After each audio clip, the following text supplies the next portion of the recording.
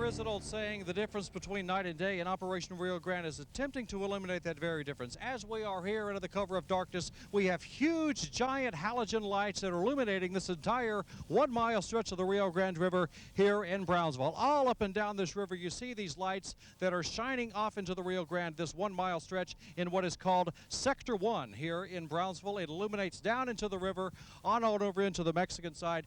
One of the highlights of these lights is that officials are trying to make sure these lights shine on the United States part of the river. This is not an attempt, according to officials, to shine spotlights into Mexico and to make sure that we're just not antagonizing them. The entire point of all this is to make sure the United States officials can see exactly what is going on this side of the river with the lights illuminating back up. Now, joining us now to discuss this more at the top is Ernie Castillo. He is with the U.S. Border Patrol. Thank you very much for joining us tonight live, sir. Tell me what kind of activity goes on here in Region 1. On any given night, we've got numerous amount of illegal entrants here, both illegal aliens, smugglers, and even narcotics. Give me an idea of what kind of stuff we're looking at. Well, we've got panhandlers across. We have aliens that come across to engage in illegal activities in and around the downtown area. And just 2 nights ago, we had 2 different cases of narcotic smuggling. And with 48,000 illegal aliens you catch each and every month, a good majority of them come through right here?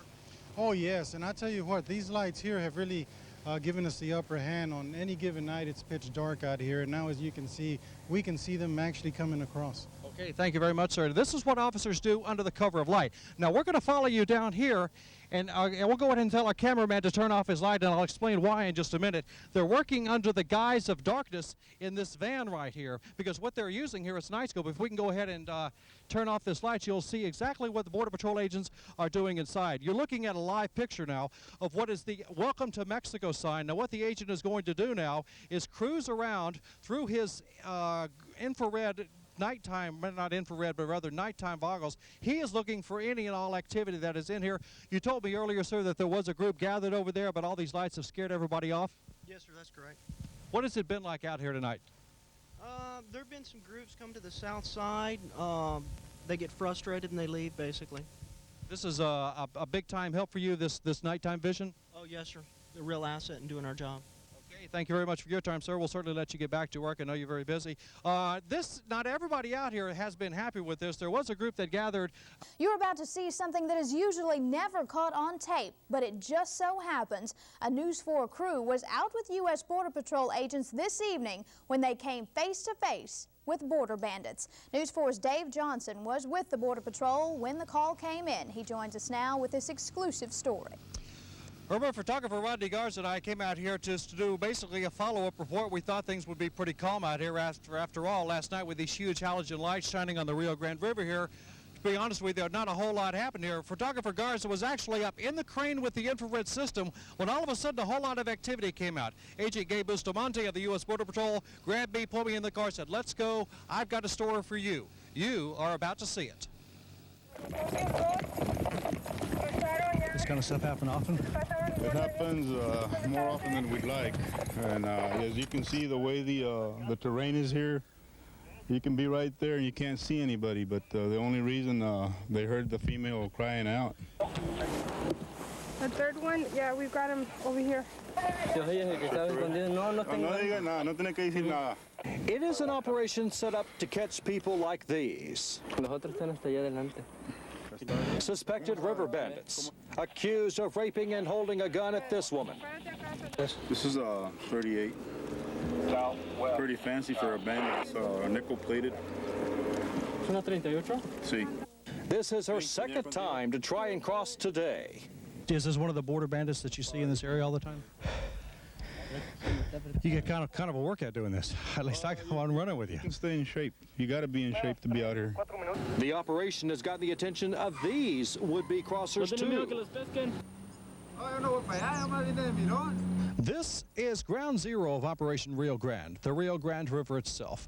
It stretches about 100 yards from the United States to the Mexican border, and people like these gentlemen right here try to cross each and every day into this country. 48,000 people last month were caught trying to seek into this sector. They come over here with virtually nothing. By the time they end up on these shores, what is left of their nothings are things like this. They are discarded on this thing like pieces of trash.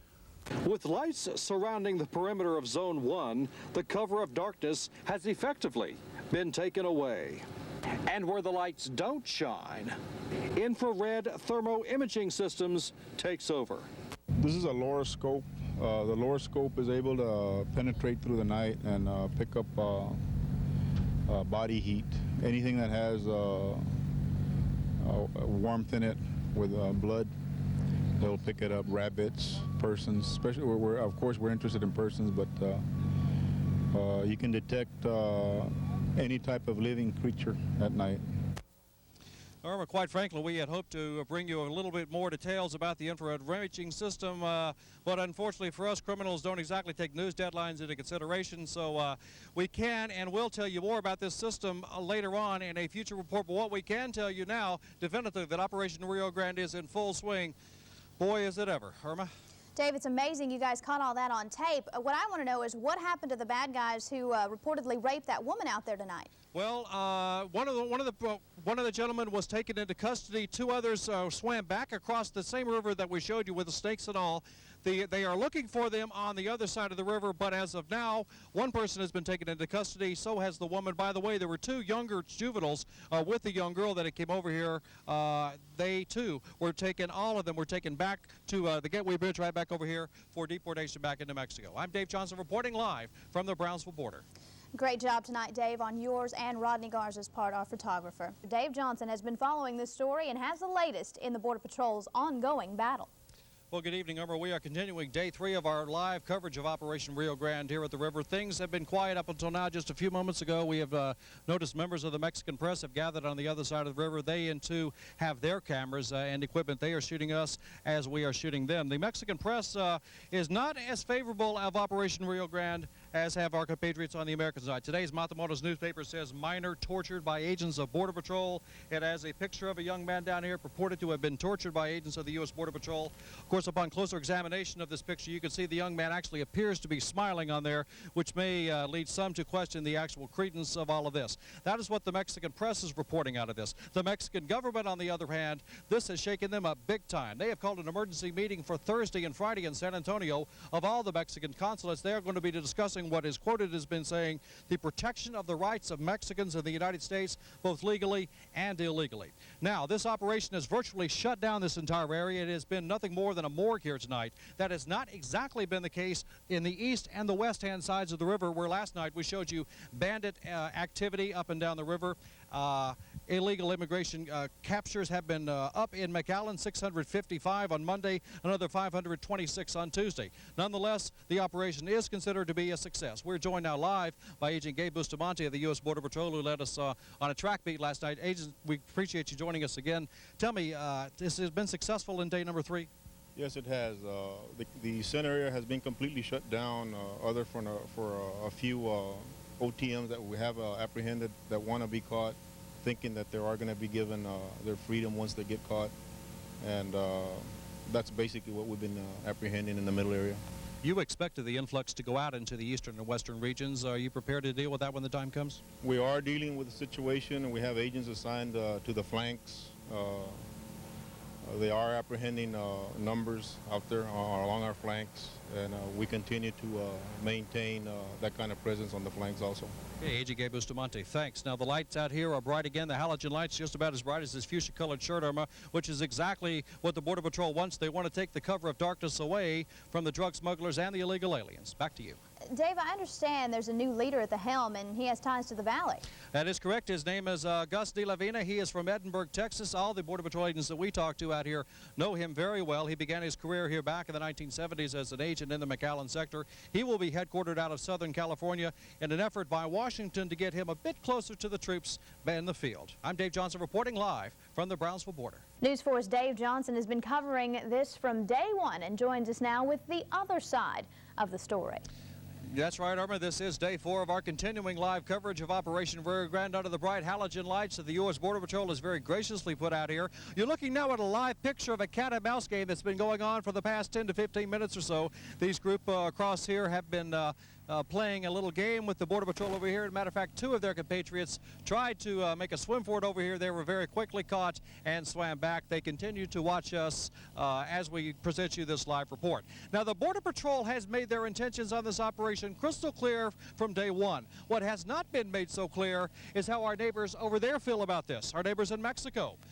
They talked big time today. We're going to start with the man who runs this town, the mayor of Matamoros. I spoke with him exclusively just a few moments ago. As you look out on your city at nighttime and you see all these lights just shining on you like a baseball stadium, what goes through your mind? How do you feel? The lights, it doesn't worry to us because we know that the main thing is not right on the bridge. The problem is becoming all around the river, and the river has a lot of kilometers to cross perhaps the one or the people who used to cross on that side, they're going to change. They're going to move on north side. It's a very big problem. Now, the mayor's comments are being echoed by the facts from today, Thursday. The Border Patrol apprehended 44 undocumented immigrants, not along here in the Rio Grande, but in the outlying areas. 27 were found hiding out in rental homes in Harlingen. Another 17 were discovered at a home here in Brownsville. They had been without food or water for almost 2 days. Now, in response to this new crackdown, Mexican consuls throughout South Texas met today in San Antonio, and they are warning that this policy could indeed lead to human rights violations. Mexican officials say border crackdowns in the populous areas shift the immigration flow to more deserted regions where immigrants' rights